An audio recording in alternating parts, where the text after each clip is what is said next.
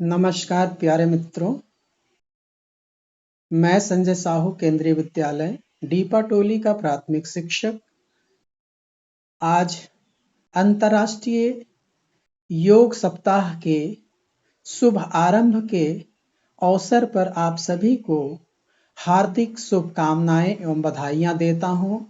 आज मैं आप सभी को योग दिवस के शुभ अवसर पर योग क्या है, योग के क्या उद्देश्य हैं, इसके क्या महत्व हैं तथा योग से हमें क्या क्या लाभ हैं, इसके बारे में चर्चा करके बताने का प्रयास करूंगा।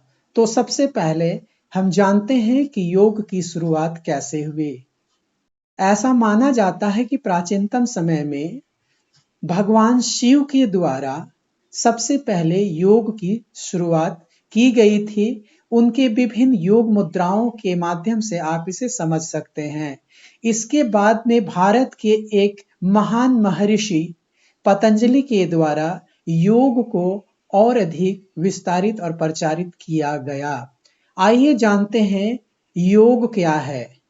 योग एक आध्यात्मिक प्रक्रिया है जिसमें शरीर, मन और आत्मा को एक साथ जोड़ने का काम किया जाता है। वैसे तो सभी धर्म इसे ध्यान प्रक्रिया से जोड़कर देखते हैं। योग का सामान्य अर्थ तो जोड़ना है। यह विज्ञान और आध्यात्म को जोड़ने का प्रयास भी करता है। इसे स्वस्थ जीवन यापन की एक कला, साथ ही साथ एक विज्ञान भी लोग मानते हैं। आइए जानते हैं योग के क्या उद्देश्य हैं।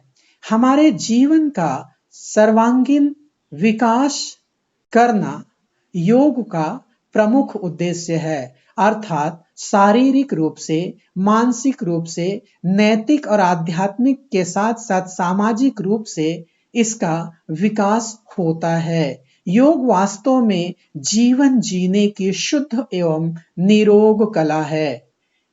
अब आगे इसके महत्व की चर्चा करते हैं। योग शरीर, मन और आत्मा को नियंत्रित करने में हमें काफी मदद करता है। यह शरीर और मन को शांत कर इनके बीच संतुलन बनाने का बेहतर प्रयास करता है। इसके साथ साथ हमें योग के लाभों की भी चर्चा करनी चाहिए। आइए एक एक करके जानें कि योग से हमें क्या क्या लाभ हैं। योग हमारे शरीर को लचीलापन प्रदान करता है। योग से हमारी मांसपेशियां मजबूत होती हैं। योग से हमारी शारीरिक संरचना ठीक होती है।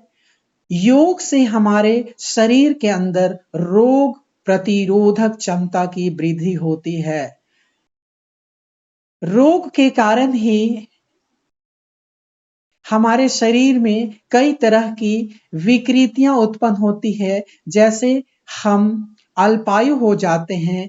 ऐसी स्थिति में यदि हम सभी योग को धारण करें तो यह हमारे शरीर को तंदुरुस्त और मजबूती प्रदान करके हमें दीर्घायु बनाता है। यह शारीरिक और मानसिक तनाव को दूर कर हमें शांत चित्त करता है।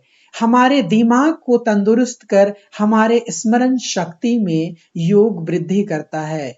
हमें योग अनुशासन सिखाता है। शरीर के आंतरिक और बाह्य शक्तियों को भी यह ठीक करने का प्रयास करता है।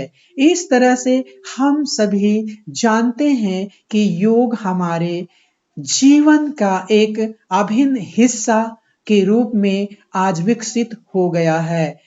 इसलिए पूरा भारत को आज विश्व एक योग गुरु के रूप में देख रहा है और विश्व के समस्त देश योग के माध्यम से अपने शरीर के प्रतिरोधक क्षमता को बढ़ा करके अपने आप को तंदुरुस्त करने का प्रयास कर रहे हैं। ये रहा आज का योग से संबंधित विशेष जानकारी मेरे द्वारा। आज के लिए इतना ही। आप सबों को धन्यवाद।